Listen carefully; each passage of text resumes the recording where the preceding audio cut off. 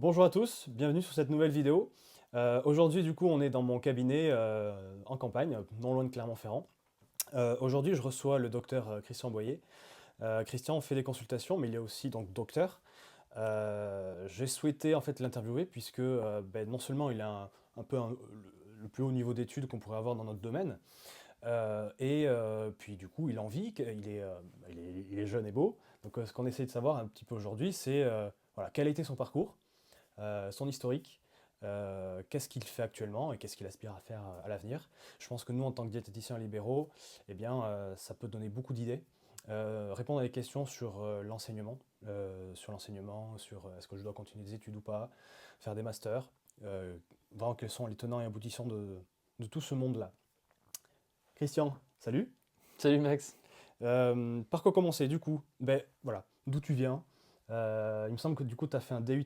Alors c'était DUT du coup à son époque, à la mienne aussi du coup. DUT génie bio, c'est ça? Avec option santé, C'est ça, option exactement. diète. J'ai commencé, alors comme tu l'as dit, aujourd'hui je suis donc docteur en biologie de la santé et physiologie humaine, mais j'ai commencé, donc mon tout premier diplôme, ça a été un diplôme de diététicien nutritionniste. Donc à l'époque, effectivement, maintenant ça remonte, je l'ai eu avant 2014. Et donc à l'époque, c'était effectivement, on avait le choix entre le BTS et le DUT. Ouais, Et donc je suis allé en DUT, et donc j'ai fait un DUT génie biologique, option diététique. Donc ça a hmm. été voilà, le tout premier diplôme. Ça s'est bien passé. Oui, oui, ça va, ça s'est bien passé. Jusque, tu vois, c'est ce que je me rappellerai et qui m'avait un petit peu choqué à l'époque. Parce que quand j'avais commencé ça, ça faisait déjà un petit moment où je m'intéressais, tu vois, à la nutrition, Ouais, à plein de choses que je lisais. Enfin, je suis un peu passionné depuis mon plus jeune âge là-dedans. ouais. Et c'est vrai que quand je suis rentré dans le DUT diététique, alors j'ai appris plein de choses, c'était super intéressant, toute la partie physiologie, Hmm. biochimie, les cours qu'on peut avoir aussi, un petit peu voilà, des médecins qui venaient nous faire cours sur des Ah oui. petits cours de médecine, quoi, Hmm, hmm. sur des C'est ça. pathologies, sur Hmm. la physiopathologie. Donc il y avait des choses très intéressantes. Et puis il y avait des choses où des fois j'étais assez, tu vois, assez étonné en me disant ah ouais, il dit ça, mais en fait ça fait déjà 10 ans qu'on parle plus ça. Tu vois, on était encore au modèle un peu, pour moi, qui était choquant Ouais. en ayant lu des choses, en m'étant renseigné de il Hmm. faut manger des glucides à chaque repas, c'est les graisses qui font grossir, uniquement tout en calcul de calories, Ouais. ces Et fameuses fiches de calories qu'il fallait les calculer. rations. Donc aussi Exactement, en DUT, tu avais aussi des rations à faire. c'est ça, Ah, c'est je sais ça. pas, moi j'ai fait le BTS. On a un point commun, c'est que moi aussi, du coup, je suis un gros passionné d'avant. Moi, je viens du monde euh, du sport et particulièrement aussi je dirais, j'ai pris en charge en fait la santé de mon entourage, juste parce que j'étais la personne la plus intéressée. Donc, de facto, comme quand quelqu'un est manuel dans la famille, on l'appelle pour venir aider. Moi, c'était mon truc, j'adorais ça. Je pensais pas que ça allait devenir mon métier, mais euh, effectivement aussi quand je suis arrivé en BTS, ça a été euh, vraiment très intéressant. Mais ce que je vois, c'est pas souvent ce que j'entends au niveau des BTS, c'est que toi, tu as tout de suite été attiré par biologie, physiologie, physiopathe, et C'est peut-être ça. et pas tout de suite la diététique au sens large, la diététique thérapeutique. Tu vois, c'est Mm. où alors que moi, je suis plutôt dans ce veine-là aussi, quoi. Je sais pas, c'est peut-être très masculin, je sais pas. Mais du coup, ouais, c'est ce qui t'a motivé après à continuer. C'est ça, c'est ce qui m'a motivé à continuer. Si tu veux, tout de suite après en fait, je me suis jamais vraiment, j'expliquerai à Ouais, la fin ce que je fais aujourd'hui, je ouais, me suis jamais vraiment installé, tu vois, en tant que diététicien. En ouais, fait, ouais. finalement, tout de suite après le DUT, bon, j'avais besoin d'avoir un petit peu de réflexion sur ce que je voulais exactement faire. J'avais des idées en tête, mais voilà, il fallait que je me pose, et donc j'en ai profité pendant un an et demi. J'étais en école de cuisine, donc j'ai aussi un Mais non. diplôme. Ah bah Ouais, ouais. alors là, c'est hyper euh, qui se complète. Comment on dit? C'est hyper. Bah, Ça va c'est avec ça, quoi. c'est quelque chose qui, pour moi, c'était ce que je dis à tout le monde, c'était la suite logique. J'ai dit très Ouais, bien, ouais. j'ai appris, bon, j'avais déjà des Oui. bases un peu avant, Ouais, de ouais, par mes ouais. recherches personnelles, mon intérêt, Bah, mais t'arrives à un niveau voilà, quand même déjà là. Ouais. je me suis dit, j'ai vu en gros comment il fallait manger, et maintenant il fallait que je voie comment faire bien à manger. Alors, Ce qui est pas évident. c'est ça, exactement. Alors, je cuisinais déjà un petit peu avant, tu vois, Ouais, ouais, mais vraiment là, il s'agissait d'une formation professionnelle. Tu peux pas ouais, comparer entre je ouais, fais la cuisine chez moi, ouais. je sais cuisiner et j'ai fait une formation professionnelle. J'ai bossé dans des restos. J'ai mon CAP cuisine, tu vois, voilà, le Alors Graal. ça, Donc, Je sais pas si vous imaginez, mais je pense que c'est quand même vraiment une sacrée corde. Parce qu'en fait, je pense que c'est quand même une des parties les plus compliquées au BTS, en tout cas, parce que tu sais, le BTS, on doit tout apprendre d'un coup, Mm, enfin, mm. on doit tout apprendre en 2 ans et recracher théoriquement à la fin des 2 ans. Après, tu peux étaler, hein. Mais donc, la cuisine aussi, c'est beaucoup de pratique. Oui, Et parfois, c'est un peu la branche qui manque. Il y a toujours une branche, tu vois, où on va manquer dans les diplômes. Mais toi, tu as carrément passé la seconde et t'es parti faire un CAP cuisine, quoi. c'est Ce qui est ça. réputé, hein, CAP cuisine, c'est quand même. Bah, c'est le diplôme de base, hein, tout cuisinier, Ouais, voilà, un CAP cuisine. Après, il y en a qui continuent aussi, des fois, ils font des BTS, hôtellerie, etc. ouais. Ils peuvent continuer il y en a qui Hmm, font bac pro, mais en tout cas, le CAP cuisine, c'est ouais, ce qui forme, ce qui a ouais, formé la plupart de ouais. nos cuisiniers aujourd'hui. Donc voilà. Ouais. Après, c'était quelque chose que je voyais comme un complément, quelque chose Hmm, aussi d'intéressant pour moi. Je l'ai fait, ouais, bien je vais sûr. pas dire égoïstement, mais il faut l'être un peu des fois, Ouais, mais il je l'ai faut fait l'être pour un me peu, faire ouais. plaisir. Je Ouais, l'ai fait ouais. vraiment pour me faire plaisir, tu vois. Ah, c'est chouette. Et ça a été intéressant puisque ben, voilà, j'ai appris plein de choses, je me suis fait vraiment plaisir et ça m'a permis de réfléchir et de me poser un petit peu, de me dire, bon, qu'est-ce que j'aimerais faire après?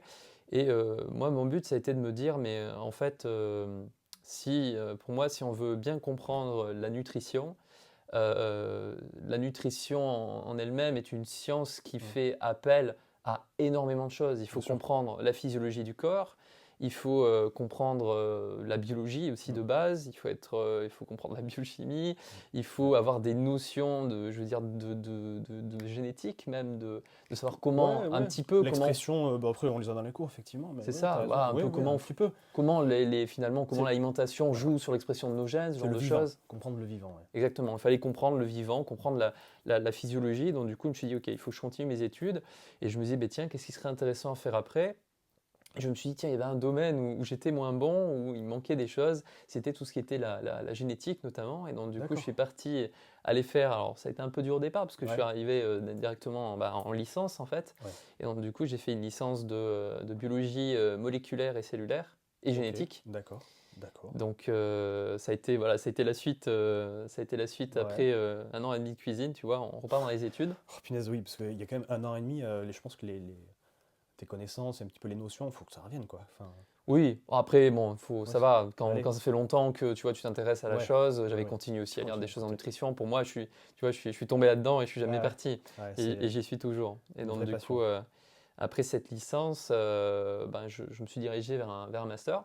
C'est bon, j'aurais pu Ouais. m'arrêter en licence, et puis, Hmm, mais je voulais encore aller plus loin. Je me suis dit, ouais. ok, il faut que j'aille encore plus loin. Il Tant faut que t'y es, vraiment que je voie tous les domaines, tout ce qui est autour de la nutrition. Il faut que je, entre guillemets, alors ça peut paraître, c'est pas prétentieux, mais on va dire très, comment dire, tu vois, j'avais vraiment pour objectif d'essayer de voir le le max, maximum de ouais. choses, Hmm, vraiment d'apprendre tout autour de la nutrition pour pouvoir la comprendre au mieux. hmm. Et Tu cherchais c'est une ça. légitimité de toi-même, hein, Non, tu vois? non, j'ai pas cherché une légitimité en faisant tout ça, bien que certains me disent: «Oui, bah, oui, enfin, ça t'en apporte une parce que tu es arrivé après Ouais, jusqu'au ouais, doctorat». bah Je dis: oui, «Soit, OK», mais bien sûr. je l'ai d'abord fait parce que ça me passionnait, parce que j'avais Ouais. envie, moi, d'aller plus loin, de comprendre, Hmm, de pouvoir vraiment creuser des choses, si hmm. tu veux. Un peu ce côté Ouais, chercheur-recherche, c'est hein. ça. Je pense que c'est un caractère Voilà. à avoir quand même de base, hein. Mmh. Souvent, en fait, on va entendre est-ce que je dois continuer mes études et slash faire des diplômes universitaires en- sous-jacent, en fait, pour pouvoir avoir une plus grosse légitimité, pour pouvoir avoir plus de patients et en fait avoir plus de travail, de business. Euh, je pense que la première brique, comme tu dis, c'est d'abord d'être vraiment, vraiment, vraiment passionné pour pouvoir combler cette passion et apporter beaucoup de connaissances à notre bibliothèque interne. Et derrière ça, après, si on le convertit en argent, en fait, littéralement, en travail, quoi, c'est presque un autre débat, quoi.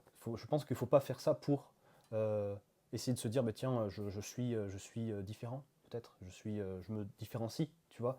Je fais un master en bio, un master en génétique, ça me permettra peut-être derrière ça, sur ma carrière, de pouvoir faire tel ou tel métier. Il faut le faire d'abord pour soi, c'est ça. Oui, je pense, il faut le faire d'abord pour soi. Et moi, je ne me suis pas posé de questions, tiens, est-ce que je vais Voilà, pouvoir faire des consultations plus chères parce que j'ai plus de diplômes? voilà. Ça veut pas C'est ça, c'est forcément. d'abord soi. Voilà, ça, Ouais, mais on peut le valoriser d'une certaine manière, c'est ce toujours. qu'il faut se dire. Ah, Il mais n'y a ça, rien c'est qui est sûr. perdu, Tout à fait.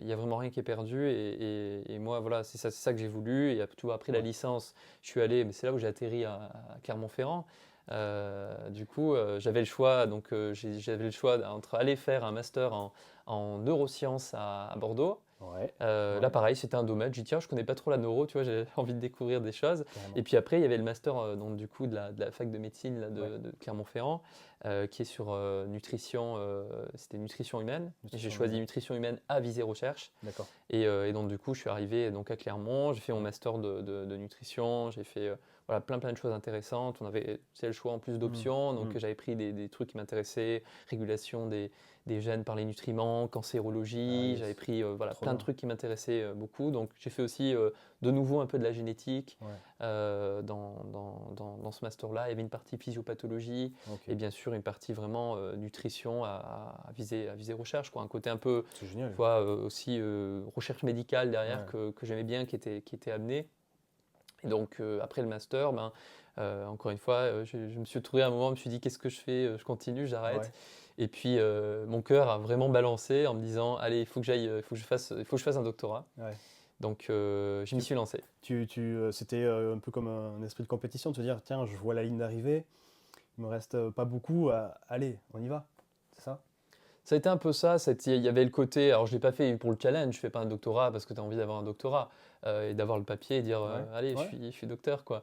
Non, je l'ai vraiment fait parce il y avait vraiment une envie de pousser encore un cran plus loin Ouais, c'est et vraiment. de faire vraiment, Mm, voilà, là pour le coup, quand quand tu es en doctorat, tu fais de la recherche, mm, tu es ouais, sorti du stade d'étudiant. ouais. Là, tu travailles, tu Mm, es dans un laboratoire de recherche. Donc moi, j'étais au sein de l'unité de nutrition humaine de Clermont-Ferrand. ouais, Donc d'accord. du coup, ça c'était voilà, une unité où il y avait, ben, c'est là où est notamment Anthony Fardet, que tu Oui, as, tout à voilà, fait. qui était un collègue, il travaillait juste un petit peu plus bas, Mm. donc à l'INRAL à Thé, juste à côté de Et Clermont-Ferrand.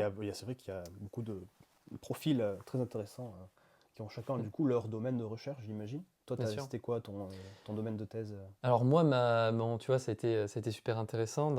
Donc avant, j'avais fait, durant notamment mon master, tout ça et tout, j'ai eu l'occasion de partir un peu à l'étranger, Mhm. notamment au Canada, où j'avais bossé sur ce qu'on appelle les endocannabinoïdes. Ok, C'est voilà, les molécules cannabis-like que produit notre corps. Et notamment, j'avais travaillé sur l'influence de ces molécules-là et le lien avec l'intestin, le microbiote. ok. Et j'avais aussi fait, j'aurais pu faire ma thèse en plus sur l'aspect neuro, parce que j'avais Ouais, été à l'INSERM, à Neurodol, là, ouais, à Clermont, où j'avais bossé sur l'axe intestin-cerveau et le lien avec le syndrome d'intestin irritable. ouais. Comme quoi? Donc voilà, j'avais déjà un grand attrait pour le microbiote à l'époque. Et puis après, voilà, j'ai choisi un autre sujet qui a été tout à fait passionnant, qui a été donc ma thèse à porter sur l'identification et, en fait, et la caractérisation de molécules qui pourraient avoir des intérêts santé pour Mm. l'homme Mhm. dans le sérum de l'ours brun hibernant. Voilà. Magnifique. Super. Bienvenue dans le monde des études et des études scientifiques. C'est T'es loin ça. de la souris là quand même. Oui, oui, on était, ben, on travaillait. Alors bien sûr, on ne tuait pas les ours, hein, je précise, hein, c'est des espèces protégées, mais en tout cas, voilà, on avait accès à des prélèvements donc en Ok. Suède, hein, on avait des ours sauvages en Suède. Il y avait voilà, un consortium qui travaille notamment sur la préservation de la population et l'étude de la population. Et nous, en tant que scientifiques, on était aussi avec, voilà, avec des Ouais. médecins, avec différents groupes en fait, de scientifiques qui travaillent en fait, sur l'hibernation Ouais. et sur le modèle de l'ours brun hibernant et notamment de son intérêt qu'il pourrait avoir en santé humaine, si tu veux. Parce que, Pour le jeune, c'est ça? alors, c'est que, en fait, on a compris que voilà, l'ours, il hiberne, tu vois, pendant 6 mois, sans bouger, sans manger, sans boire, etc. Oui. Et en fait, il se réveille quasiment en forme, il a aucun souci cardiovasculaire, il a Ouais. aucun souci rénal, alors que il émet plus d'urine, en fait, si tu veux, Ah durant ouais. l'hiver, donc il élimine plus ses déchets. Hmm. Donc il a trouvé tout un moyen, en fait, de résister à une situation très particulière qui est un jeûne extrêmement prolongé, qui Bien peut sûr. aller jusqu'à 6 mois. Ah ouais, ouais. Voilà, et je veux dire, C'est vrai, c'est. il mange pas, il boit pas, et il se réveille, il a quasiment pas perdu sa masse musculaire. Ah bon? Donc oui, oui, il a très peu perdu de masse musculaire. Alors nous, en Que son comparaison, gras quoi, ou son bah, c'est ça, glycogène. il a fait, alors, non seulement il a fait des réserves de gras et il fonctionne dessus, mais même nous, tu vois, même si on a des réserves de gras, et on a toujours de la protéolyse, on a toujours quand même une Ouais, certaine ouais, ouais. dégradation Bien sûr. de la masse musculaire, ce qui fait que si on arrête de bouger, surtout ça, si on arrête de bouger, Mhm. même si on a des réserves de gras, on perd complètement notre muscle, Ouais, tout à notre fait. Ouais. masse osseuse, Hmm. et l'ours, non, il arrive à conserver sa masse osseuse, il arrive à conserver sa masse musculaire, et il met un peu certains processus qui qui ont lieu habituellement lorsqu'on arrête de manger, Pour les mammifères au sens large. c'est ça, Ouais. lorsqu'on arrête de manger, lorsqu'on arrête de Ouais. bouger. Je veux dire, tu plâtres une souris, tu l'empêches de bouger en marbre, ou même un homme, hein, et Ouais. après on Ah bah, ressort, ouais. on est plâtré, on a perdu toute la masse Mm. musculaire parce qu'on Mm. n'a plus utilisé Tout à le fait. membre. Ouais, Et bien là, sûr. l'ours, il arrive à résister voilà, contre pas mal de challenges Mm. et il est dans une situation où normalement, si tu prends l'homme et tu le mettais dans cette situation-là, il développerait des problématiques, Ah des oui. pathologies. Bah oui, 6 mois de jeûne. Et voilà. Et donc du coup, c'était vraiment ce qu'on appelait la recherche biomédicale en fait, et surtout Mm. du biomimétisme. On allait étudier un animal qui, qui pouvait... Étudier les fonctionnements qu'on pourrait peut-être c'est ça. potentiellement répliquer sur l'homme Ouais. un jour. Le En tout but, cas, c'était de comprendre comment l'animal apporter de résistait à la, certaines pathologies. voilà, apporter de la connaissance. C'est ça. Ok. Et en sachant, en essayant de découvrir en fait comment il résiste à telle et telle pathologie, à tel ou tel challenge, Mm. et bien comment faire si on comprend pour transposer ça à l'homme, Mm. pour aider l'homme par exemple sur l'ostéoporose, Mm. aider l'homme dans des problématiques de, tu vois, de cachexie, de perte de masse musculaire. Pareil, les animaux hibernants au sens large, ils pourraient Ouais. nous apporter des solutions pour la maladie d'Alzheimer, Ouais, oui, bien pour sûr. les maladies cardiovasculaires, l'obésité. Mm. Donc c'est vraiment, les animaux hibernants sont vraiment un modèle d'étude très intéressant Excellent. pour essayer de découvrir des choses, pour les valoriser en santé humaine. Trop bien. Voilà. Et donc, du coup, tu as réussi à terminer ta thèse, c'est quoi, c'est 2 ans, 3 ans? C'est 3 années, 3 3 ans, ans. oui. Voilà. Ok, ça marche. À Clermont, C'est ça. ouais. Et du coup, t'es plus reparti de Clermont, en fait, c'est ça?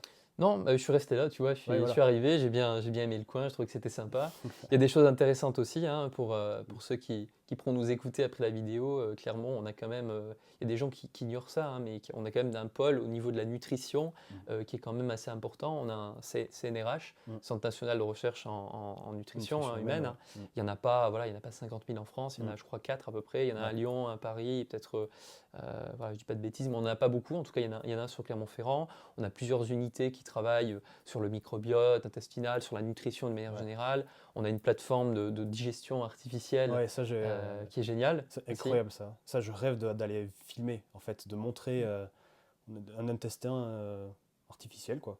Avec estomac, enfin un système digestif artificiel avec estomac, intestin grêle et côlon. C'est ça. Ils ont même la partie colique, ouais. Ouais. J'ai pu visiter, effectivement. Hein, parce que, donc, on a des choses super intéressantes sur Clermont-Ferrand pour ceux qui s'intéressent à tout ce qui est la nutrition, le microbiote Ah ouais, intestinal. Vraiment, c'est une bonne ville pour aller venir faire ses études, faire son doctorat. C'est assez sympa. Ouais, Ouais. c'est intéressant. Faudrait que je les contacte à l'université pour essayer de voir, pour non seulement promouvoir peut-être ce labo, ces labos et puis ces formations, en fait. Parce que quand on est passionné, je trouve ça incroyable. Et je trouve qu'il y a de plus en plus de passionnés en France aujourd'hui, des personnes forcément qui s'intéressent à leur santé, à la santé des autres, surtout post-Covid. Ce qui est intéressant, c'est de se dire, nous, en tant que diète, parce qu'on est sur une chaîne de diète, le but, c'est comment aborder cette pratique. Est-ce que toi, tu conseillerais déjà, là, c'est vraiment une réflexion au sens large, comment toi, tu as acquis tes connaissances, comment tu les utilises aujourd'hui, comment tu vois l'avenir et comment, tu vois, un professionnel de santé tel que les diététiciens doivent anticiper l'avenir. Est-ce que tu penses qu'il va y avoir de plus en plus des besoins spécifiques, comme pour un master ou tu vois, un doctorat, et donc augmenter ces niveaux de spécialisation, ou au contraire, tu vois, pas du tout, est-ce qu'il faut juste plus de diète déjà de base? La relation avec, tu vois, des personnes comme toi qui sont assez pointues et sachantes dans la nutrition humaine, et donc dans la santé humaine, vis-à-vis de médecins, de spécialistes, quand tu vas échanger avec un gastro-entérologue, quels sont un peu leurs niveaux de connaissances et d'avancée, tu vois, est-ce que ça se parle, tu vois, entre les ordres et pas les ordres, entre, tu vois, quelqu'un qui fait une thèse, un chercheur, tout simplement, tu vois.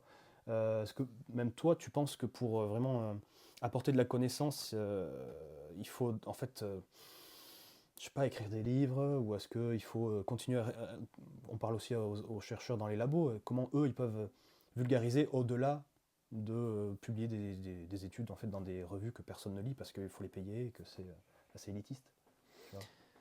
Alors je pense, ta question, elle a soulevé plusieurs problématiques, je dirais.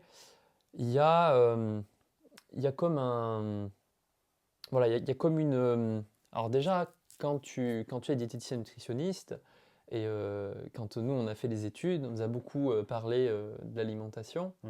Alors avec, comme je disais, des fois, Oui, quelques oui, voilà, erreurs, quelques retards on le dans les sait tous. programmes. Ouais, on le sait Donc, tous. Mais on c'est s'adapte, on voilà. apprend, on continue à évoluer. Donc c'est pour ça que pour moi, c'est important que n'importe quel diététicien, nutritionniste, c'est important, je pense à un moment donné, et plus c'est fait rapidement, mieux c'est. Parce que bon, Mmh. évidemment, quand tu fais un petit peu des études, quand tu commences à reprendre des choses à 40-50 ans, ça peut être plus compliqué pour plusieurs raisons. Tu as les enfants, tu as d'autres Mmh. Ouais, préoccupations. bien sûr, bien sûr. Voilà, donc c'est bien de profiter quand on est encore jeune, de pouvoir voilà, aller s'intéresser un peu derrière à la science. Parce que quand on s'intéresse à la science, on se rend compte finalement que dans des domaines qu'on considère très pointus, la médecine, etc., Mmh. et bien justement, des fois, on se rend compte qu'il y a un retard entre les études scientifiques, ce qui est admis en science, et ce qui est fait dans le monde médical. Il y a même une étude qui avait évalué pour te dire à peu près combien de temps il fallait attendre pour qu'au niveau scientifique, quelque chose d'admis, où il y a suffisamment de preuves pour qu'on puisse déjà appliquer les recommandations ou faire certaines choses, Ouais. combien de temps il faut pour qu'au niveau scientifique, ça passe au niveau médical, ça peut prendre jusqu'à 20 ans, entre 15 et 20 ans. Donc, c'est pour ça qu'en fait, tu as cette problématique-là. Et c'est moi où je me suis rendu compte de cette problématique-là quand j'ai fait mes recherches. Je dis, c'est bien, je publie des papiers, je publie de la connaissance. Mmh. Mais derrière, le problème, c'est c'est d'autres chercheurs qui vont lire. Et des fois, c'est pas forcément des médecins, Mmh. c'est pas Oui. forcément voilà, des gens qui sont sur le terrain et qui pourtant, des fois, auraient besoin de ces actualisations de connaissances, tu vois. Il y a encore des choses qui sont dites dans les études où finalement c'est dit depuis longtemps et les programmes, il y a certaines choses dans les Mmh. programmes médecine qui ont évolué et Oui, d'autres mais qui n'ont pas du tout évolué ouais. alors qu'on a pourtant la connaissance, on a des choses au niveau Mmh. scientifique qui disent l'inverse, Mmh. mais Mmh. depuis plusieurs années, depuis des fois 10 ans avec un certain grand nombre d'études qui disent l'inverse de ce qu'on peut apprendre par exemple dans les études de médecine. Punaise, t'as quelques exemples là qui Et pourraient te venir en tête? bah, des exemples concrets, c'est par exemple, tu vois, sur les recommandations, notamment de vitamine D, les Oui. recommandations de complémentation qui, à l'heure actuelle, sont complètement désuètes, Ouais. qui sont sous-évaluées. Mmh. On a voilà, ça c'est. Mais après, c'est aussi franco-français et c'est un peu chez Et en nous, plus, les c'est-à-dire recos sont que. pas pareils ailleurs aussi, quoi. Il n'y a même pas d'uniformité mondiale. Alors, Oui, après, c'est une question aussi de pays, de latitude et tout pour la vitamine D, mais ou peut-être européen, ou peut-être avec des critères qui fait que le dosage évolue en fonction de tel ou tel. C'est ouais, c'est pas uniformisé, quoi. c'est ça, J'ai l'impression qu'on est au exactement. début, en fait, tu vois, on essaye d'apporter, on a beaucoup de connaissances, et le temps, parce qu'en fait, on fonctionne avec des sociétés savantes qui vont valider un certain process, voilà, des certains dosages, des certaines quantités, de tout, n'importe quoi, que ce soit pharmaco ou nutritionnel. Et du coup, ben, oui, même quand je dirais les consensus sont réalisés, il y a encore un laps de temps après sur la pratique, parce que moi je vois, je sais pas, je me dis, bah tiens, le médecin de mon village, bah ouais, ils sont sous l'eau quoi en fait. Donc il y a aussi le système qui fait que ça Hmm. ralentit. J'ai une question. Tu vois, moi je me dis, ben, j'ai envie de faire une thèse ou j'ai envie je vais lire beaucoup d'études scientifiques et je voudrais essayer de le valoriser du coup en consultation. Alors officiellement, si je sors de mes clous de mon diplôme qui est diététicien, ben, je n'ai pas le droit. Donc ça veut dire que si je sors de mes clous, ça veut dire que je suis sur les clous de quelqu'un d'autre, par exemple un médecin généraliste. Donc si je n'ai pas le droit de diagnostiquer, j'ai pas le droit de diagnostiquer des pathologies, juste des diagnostics diététiques. Mais je me retrouve avec un flot de connaissances vérifiées, tu vois, euh, presque actées, et je suis plus réactif que les médecins. Comment je pourrais arriver à mettre en place des choses au quotidien? Tu vois, admettons, ben, voilà, vitamine D, disons que j'ai un zyme D là, ou quelque chose, 2-3 gouttes par jour, on se rend compte qu'il en faudrait peut-être une dizaine, une quinzaine. Comment je pourrais arriver à mettre ça en place? Est-ce que je vais voir des docteurs en nutrition qui, eux, me valident le truc? Tu vois, par exemple, je vais à l'université de Clermont, voilà, c'est public. C'est public. Donc, s'ils ont fait des études qui disent non, non, mais là, on peut arriver à monter ces dosages, moi, est-ce que j'ai le droit de les appliquer, sachant que je suis dans mes cordes? T'en penses quoi? Ou est-ce qu'il Alors, faut que j'aille d'abord vraiment. Enfin, il faudrait que les médecins, je motive les médecins après à faire les connaissances, parce qu'eux, ils ont la liberté, tu vois, de prescrire ce qu'ils veulent et ils ont leur conscience professionnelle. alors, c'est là où c'est intéressant aussi, c'est que je pense qu'il faut un moment aussi en tant que diététicien nutritionniste aller se former sur d'autres domaines, on pourra en Ouais, reparler ouais. après, notamment la micronutrition, d'autres domaines, pour comprendre qu'en fait, aujourd'hui, on peut pas tout régler par l'assiette. C'est impossible, c'est devenu utopiste, surtout avec la qualité alimentaire qu'on a Mmh. aujourd'hui. Qu'on mange bio, Ouais. ça ne change pas le fait que nos aliments, d'une certaine manière générale, Mmh. on a les études qui ont validé le fait qu'il y a eu un appauvrissement dans Ouais, certains ouais. micronutriments, Mmh. etc. Et puis moi, voilà, si je te prends mon exemple, je ne suis pas végétarien, j'ai pas une B12 optimale, j'ai pas un zinc optimal, et c'est pas des problèmes d'apport alimentaire si je me base sur, voilà, Mmh. si je fais mes calculs avec la table SQL, tu vois, je me dis Ton normalement je régime devrais pas en méditerranéen? manquer. Ouais. Mais encore une fois, c'est là où aussi en tant que diète, nous, on va se baser, par exemple, sur les apports journaliers recommandés. Mais il faut savoir que les apports journaliers recommandés ne sont pas les apports optimaux. Mmh. Ils ont été faits pour que 90% de la population arrive à ces apports-là, Mmh.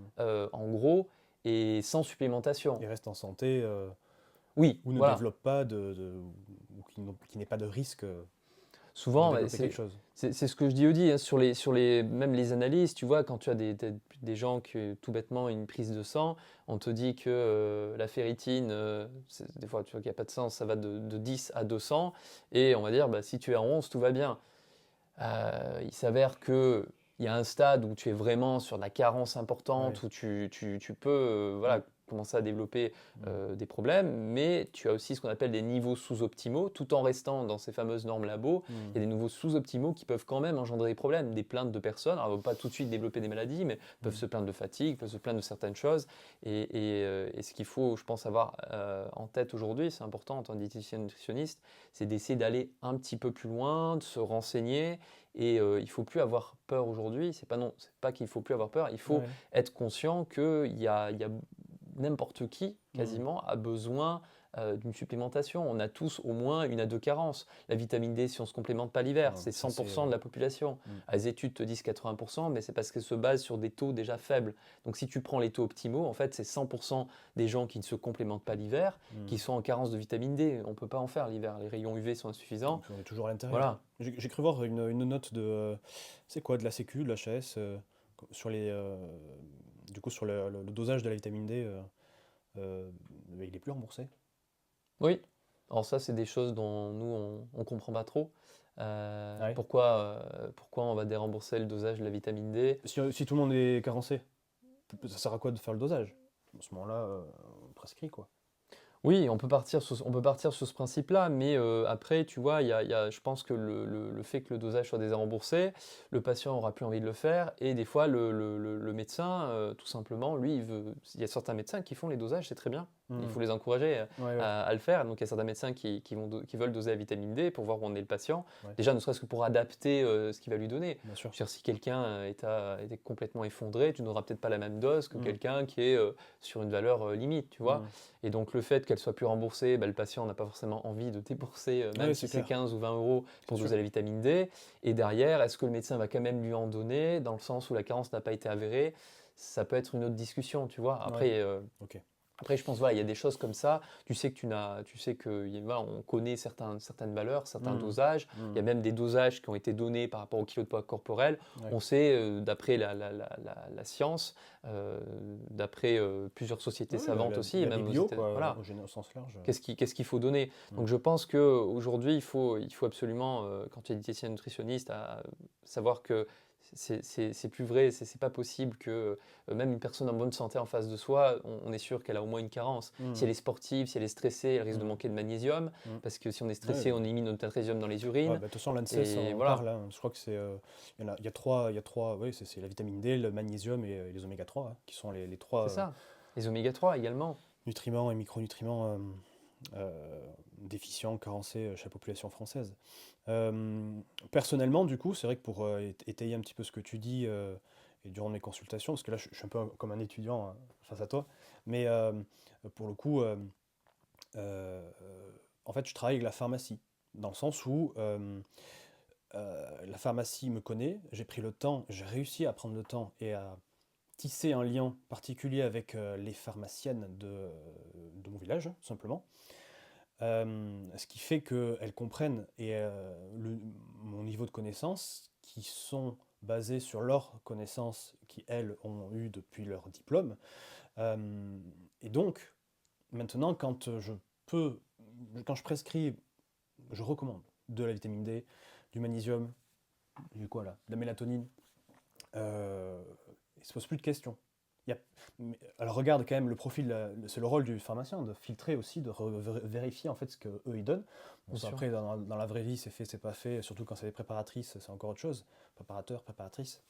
Mais quand même, il y a des bons travailleurs. Et donc en fait derrière ça en fait c'est comme si j'avais une double sécurité quoi. En fait, derrière ça, si c'est pas le médecin qui valide, c'est plutôt le pharmacien qui filtre. Et du coup, en fait, ton travail à plusieurs pros de santé, quoi. Est-ce que toi aujourd'hui, alors ce que j'ai compris, c'est que maintenant tu as plusieurs facettes de ton travail, tu consultes, Mhm. et donc tu as aussi peut-être des connexions avec des professionnels de santé, Bien sûr. des diètes peut-être. Voilà, explique-moi un petit peu quelle est ton activité aujourd'hui. Donc tu es docteur et tu es à ton compte, au C'est sens ça. large. Je suis à mon compte au sens large parce que j'ai effectivement j'ai fait j'ai tout de suite après mon doctorat, j'ai eu la chance.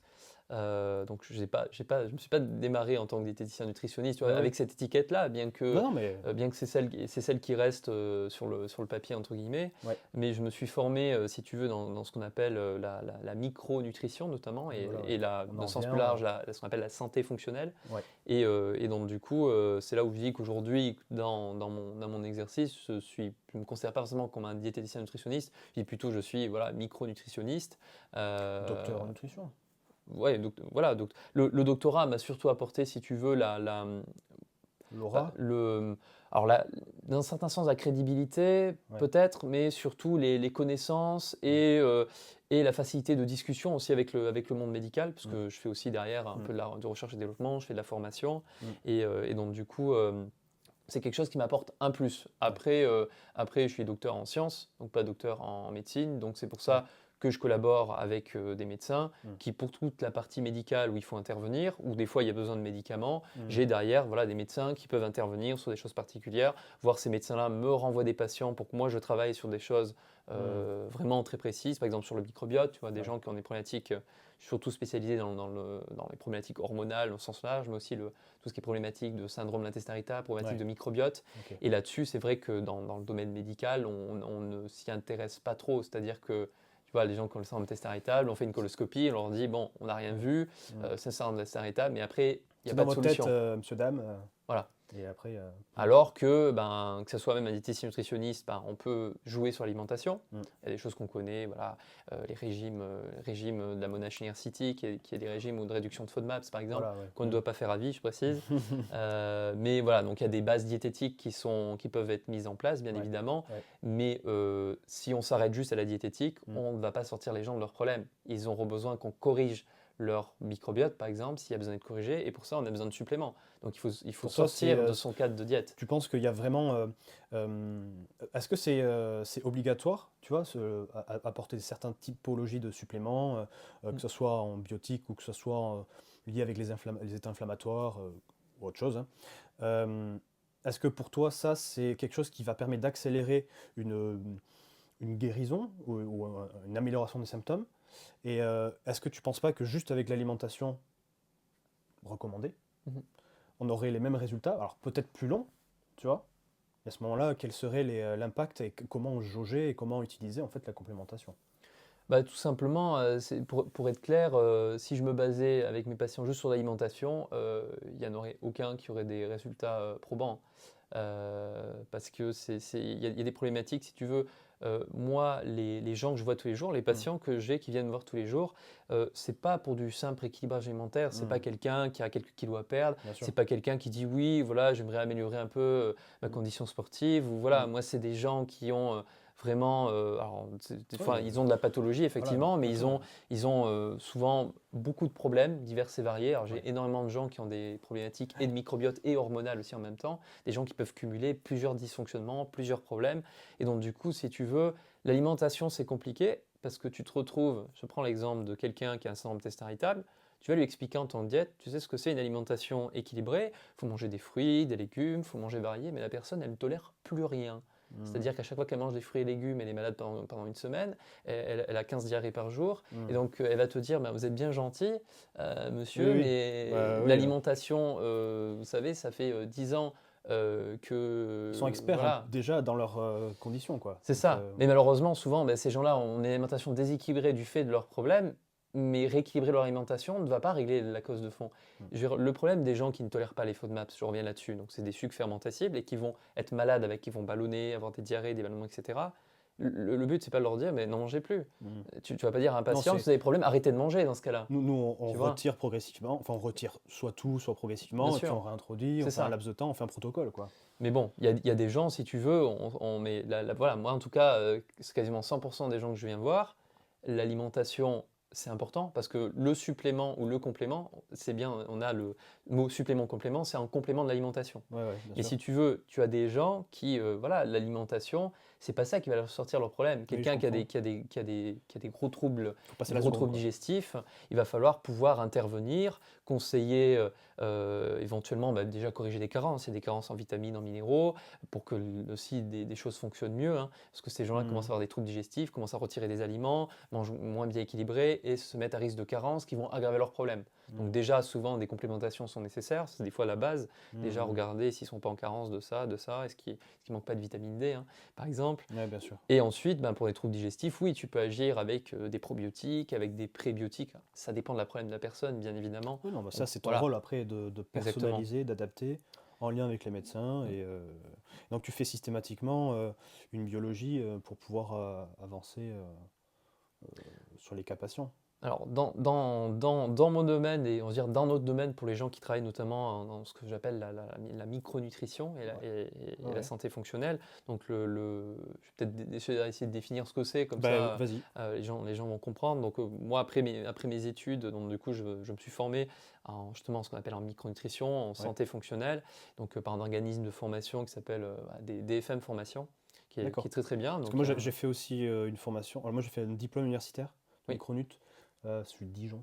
Oui, Tu il y en connais a un à Ouais. Dijon, effectivement. Il y a des diplômes universitaires justement de micronutrition, tout ça et tout. Donc ça, c'est typiquement quelque chose pour un diététicien qui est très bien de faire, de faire Ok. ça en plus pour vraiment... J'ai une recommandation pour toi. Oui, Ouais.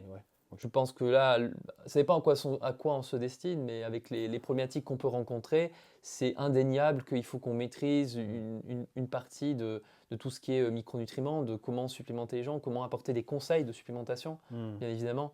Peu importe la pathologie, hein, parce que nous, voilà, on ne peut pas prescrire de médicaments, on n'est pas médecin, donc ça c'est le rôle du médecin. Par contre, il y a tout l'à côté auquel on peut accompagner, c'est le conseil sur l'alimentation, des conseils sur certains suppléments. Donc tout ça, c'est important de l'avoir aujourd'hui à côté. C'est ça pour moi l'avenir aussi du diététicien, c'est de se former au-delà, de se former en micronutrition, de savoir utiliser les micronutriments. À des fins thérapeutiques. C'est Là, ça, on est vraiment dans le thérapeutique. voilà, à des fins thérapeutiques. Ok, je comprends bien. Ouais. Bah, DFM Formation, si ça me parle. Oui, si, c'est bon, je vois. Ouais, c'est un organisme de formation justement qui forme en micronutrition. Et donc le but de la micronutrition, voilà. Là, c'est privé et c'est du bouche à oreille sur leur qualité qui fait que du coup, Bien ils sûr. sont. Ouais. Ok. Je suis formateur chez eux notamment. Ah, ok. Je suis formateur chez eux, mais j'ai commencé à me former un petit peu chez eux aussi.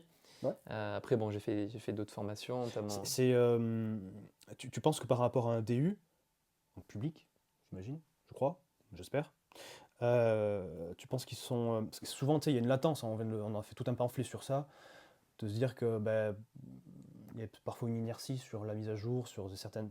Est-ce que eux, ils sont structurés, ils ont tout est prouvé, validé, et du coup, quand on vient suivre leur parcours, en fait, on est garanti d'avoir quelque chose de certain.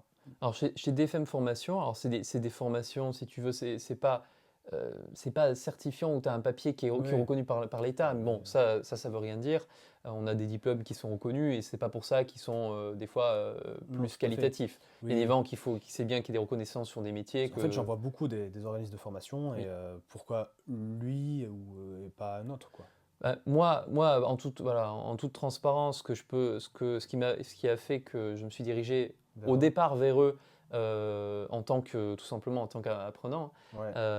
Tout au départ, c'était vraiment pour ce côté, ils avaient donc une démarche qui était très, très intéressante, très scientifique, mais aussi très pratique, Ouais. ce qui est important, D'accord. parce que c'est bien d'avoir plein d'études scientifiques dans la tête, Ouais. mais pour beaucoup de gens, c'est comment je les retranscris dans ma pratique. Ouais, ça, c'est... Et eux, Tout est toute là. leur formation est pratique, c'est-à-dire que tu l'as fait, tu as de la connaissance, Ouais. mais tout de suite, là, demain, si tu as un patient avec telle problématique, tel cas, tu sais ce qu'il faut rechercher, tu sais comment aborder le problème.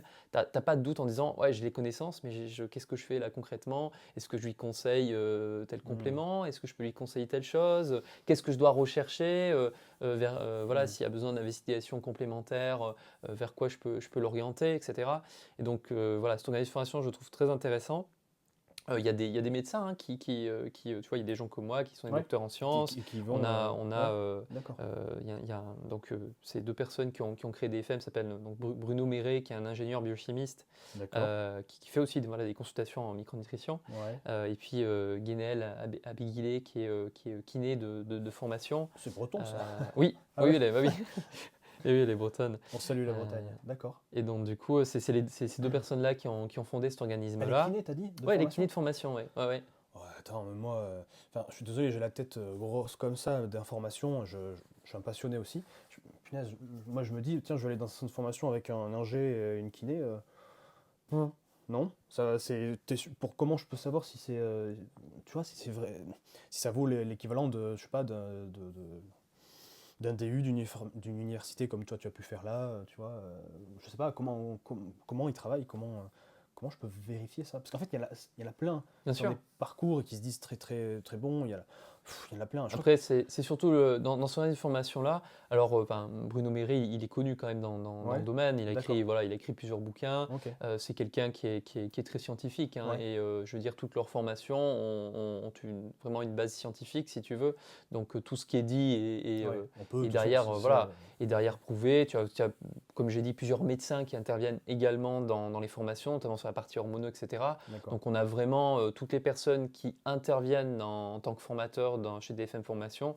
Ce sont des personnes qui, de par leur diplôme, mais aussi leur expérience, leur connaissance, leur reconnaissance aussi, c'est important, hmm, font qu'on a vraiment voilà, des formateurs qui pour moi sont de qualité, ouais, qui d'accord. se complètent tous. Toi qui es docteur, tu Euh, sais que tu as déjà un bon niveau, sorti de ton niveau universitaire, en les écoutant, en regardant leur travail, tu sais que c'est de la qualité, quoi. Toi, oui, ok. Bon, moi après, t'es formateur maintenant, c'est vrai que j'imagine que tu as ta spécificité, parce que oui, j'imagine que sur le digestif, voilà. voilà, tu as créé des relations, parce que bah, j'imagine en tant que passionné, tu as discuté avec eux, et puis en fait, ça s'est fait comme ça, tu as tissé ton truc.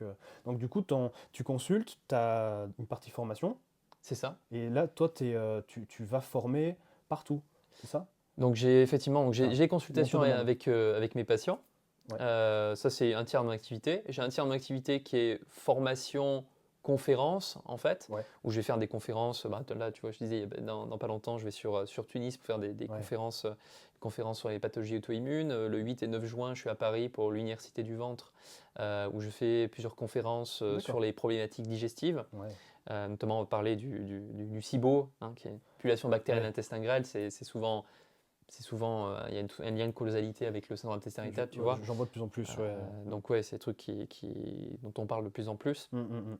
Ils sont pas très connus chez nous malheureusement. Mais voilà, donc j'ai vraiment une partie oui, formation qui est pour les médecins également, hein. Il y a Mm. des médecins qui viennent à mes formations, donc c'est des formations qui sont destinées pour les professionnels de santé au sens large, médecins comme nos médecins, il y a des diététiciens nutritionnistes Mm. qui viennent aussi se Ok, former ouais, pour d'accord. mieux prendre en charge Ouais, les patients qu'ils ont avec augmenter. les problématiques digestives, savoir qu'est-ce qu'on fait ok, niveau alimentation, mais aussi quelle complémentation on met en place, comment on peut les aider sur les Ouais. symptômes, comment les accompagner dans leur parcours thérapeutique.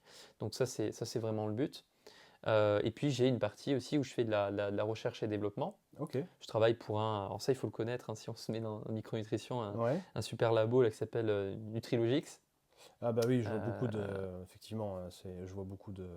Mais en fait, comment je t'ai connu, c'est à travers les publicités sur Facebook, je crois. Ou genre l'algo YouTube, tu vois. Parce qu'en fait, quand tu t'intéresses à ça, il n'y a pas des masses d'informations. Au oui, final, tu finis par tomber sur je les suis gens qui tombé, s'intéressent aux mêmes ouais, choses c'est que ça. Je toi. crois que je suis tombé d'abord sur Amine, Gazbi. En fait, je ne sais plus son nom de famille, mais Amine, Amine Gazmi, oui. ça me fait penser en fait à Sid Aminé. Du coup, je dis, lui, ça doit être un bon. Non, en fait, j'ai écouté et puis je crois qu'il était connecté avec eux. C'est ça. comme ça que je t'ai Ils vu. travaillent aussi chez eux. Et d'ailleurs, j'ai pris contact avec Christian parce que j'ai compris qu'il était à Clermont. C'est tout, hein. Et en regardant, j'ai vu qu'il avait fait l'université à Clermont et tout ça. J'ai dit, bah, c'est trop bien, il faut absolument que je le rencontre, quoi. Donc du coup, formation avec Nutrilogique. Non, là c'est recherche et développement Voilà, je travaille. pour un labo. Donc là c'est Je travaille, voilà, ils ont un comité scientifique où il y a différents docteurs, Ouais. docteurs en sciences, docteurs en médecine. Mm. Et donc, du coup, on travaille, donc on a voilà, un vrai comité scientifique Ouais. avec plusieurs personnes et on travaille sur du coup de la formulation D'accord. de compléments, de nutraceutiques, donc vraiment de Ok. choses, voilà, on va dire Ouais, vous faites des assemblages pour apporter, je dirais, un espèce de lot appliqué aux patients. C'est ça, on développe des compléments, mais on va au-delà alors, on va pas dire qu'on on fait mieux que d'autres labos, mais c'est ce qu'on Mhm. c'est ce qu'on essaie de faire. On essaie vraiment Mhm. de développer des produits qui n'existent pas ailleurs, des trucs Ouais. vraiment, et surtout basés sur la science. Et on se base sur des études cliniques, sur Ouais. des choses Vous où êtes on a. irréprochable sur ça, quoi. Oui, voilà, on essaie Ok. vraiment de fournir en fait des compléments, mais un peu nouvelle génération, ce que je appelle nutraceutique, c'est-à-dire c'est en vente libre, on utilise Ouais. des composés, tout le Ouais, monde peut me les c'est acheter. complément Mais alimentaire. on a un réel effet thérapeutique derrière avec des molécules qui ont prouvé des effets, par exemple sur l'inflammation, par Ouais. exemple sur telle ou telle problématique. D'accord. Et donc notre but, c'est vraiment de faire des compléments qui sont le plus efficaces possible, qui vont vraiment pouvoir aider les gens avec la meilleure qualité possible, sans excipients. Ouais. Et donc voilà, donc je travaille, et c'est ce que j'adore moi dans mon métier Ouais, aujourd'hui, j'avoue c'est que que du coup je fais de la recherche et développement, c'est-à-dire que je formule des choses. Ouais. Je suis capable de voir ce qui fonctionne chez mes patients.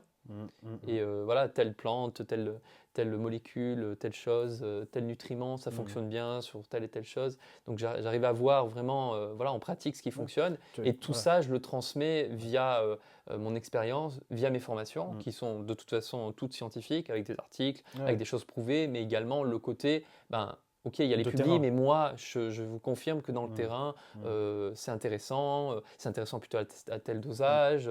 Vous pouvez avoir, par exemple, tel effet secondaire bon, mineur, mais voilà, il faut le connaître. Si ça arrive, il faut faire ça. Donc ça permet vraiment, voilà, j'ai vraiment Ouais, ce ouais. tour-là que j'aime bien, où Oui, je fais tout de A à Z, quoi. tu boucles la boucle, tu as un apprentissage théorique, un apprentissage pratique de terrain, et C'est les ça. deux après se synthétisent après sur de la formation, mais ça peut aussi du coup augmenter tes capacités aussi de vulgarisation durant les consultations, c'est un cercle positif, quoi. Exactement, oui. Ok, d'accord. Bah dis donc, et donc du coup, j'avais plusieurs questions. Aujourd'hui, c'est quoi le débouché quand tu as fait une thèse euh, en nutrition, voilà, en nutrition humaine? Moi, j'ai interviewé le docteur Anthony Fardet, c'est une vidéo que vous pouvez voir du coup sur ma chaîne. Et lui, en fait, il est embauché dans un labo, voilà, dans un labo public, il fait de la recherche.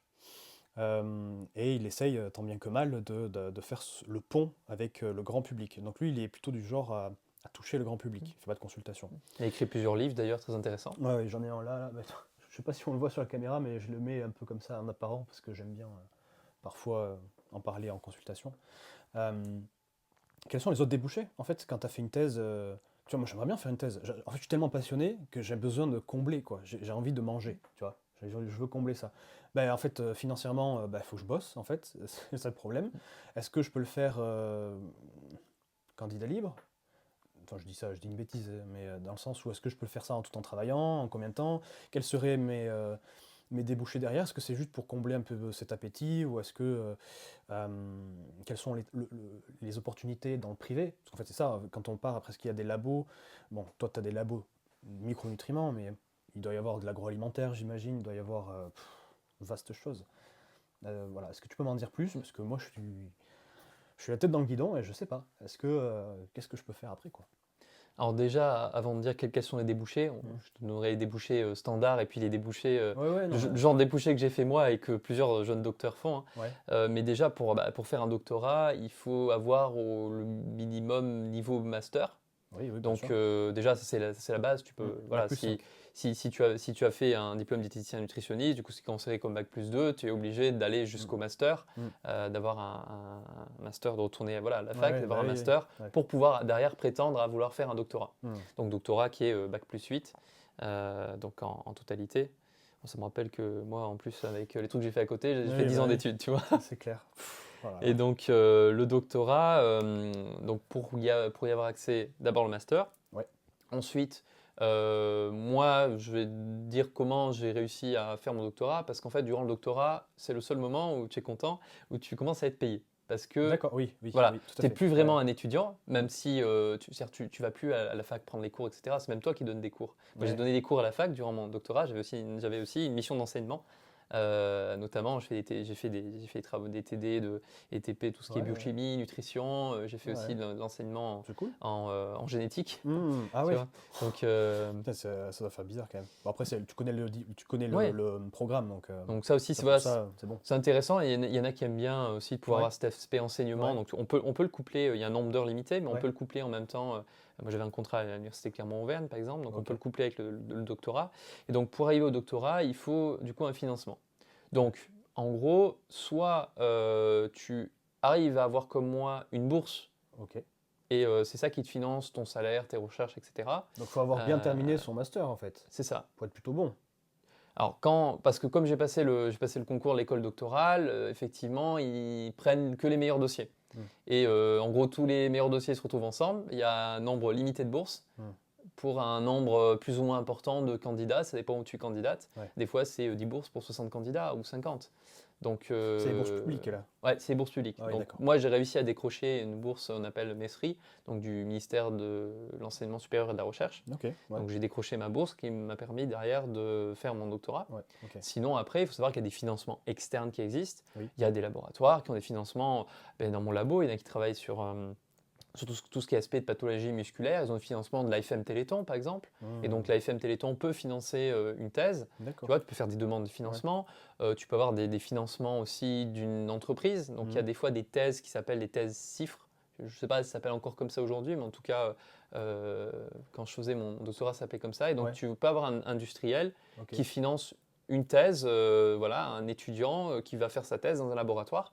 Ouais. D'accord. Ouais. Donc là, c'est plus souvent de la recherche un peu appliquée. Public, Laboratoire hein. Ah, oui, Public. Même si c'est Oui, l'industriel qui c'est paye. l'industriel qui finance, si tu veux, parce qu'il y a plein d'industriels, ils n'ont pas ils ont pas forcément des laboratoires de Ah oui, recherche c'est sûr. ou même alors, des grands labos, oui, ils ont des fois leur propre laboratoire interne, ils ont Oui, leurs propres oui. scientifiques, Ouais. mais pas tous les laboratoires. Ouais. Et donc des fois, ils ont besoin, je sais pas, je prends l'exemple, l'Imagrin, qui est en local, qui travaille sur les céréales, il a Concurrent de besoin... Monsanto. Je répète, concurrent de Monsanto, ici, c'est une grosse entreprise du coin. C'est ça. Et donc, imagine un jour, c'est le cas, l'Imagrin veut étudier un truc sur une céréale, sur des fibres de céréales ou que sais-je, et il peut financer une thèse dans un laboratoire public et puis cet étudiant va faire les recherches et ça va être publié, bien sûr. Ça va augmenter la connaissance scientifique générale, mais du coup, là, ça sera des recherches que le laboratoire a voulu mener, si tu veux. Il y a un conflit d'intérêts, du coup parce que du coup, si c'est délétère par rapport à l'industriel, est-ce qu'il peut demander à ne pas faire publier le travail d'un étudiant dans un labo public en plus Normalement, non. Voilà. Normalement, non, si tu veux, parce que Mais après, l'étudiant dans la a besoin de réalité, publier pour avoir son doctorat. Il y a même des endroits où tu as besoin au moins une publication pour pouvoir prétendre à avoir ton être doctorat. docteur, Ou alors, si tu n'as pas de publication, c'est un petit peu plus compliqué derrière. faire des Mais en articles tout, de- voilà. Ok. Après, il faut se dire que cette personne-là travaille dans un laboratoire public. Ouais. Son directeur de thèse est un chercheur qui travaille dans le public.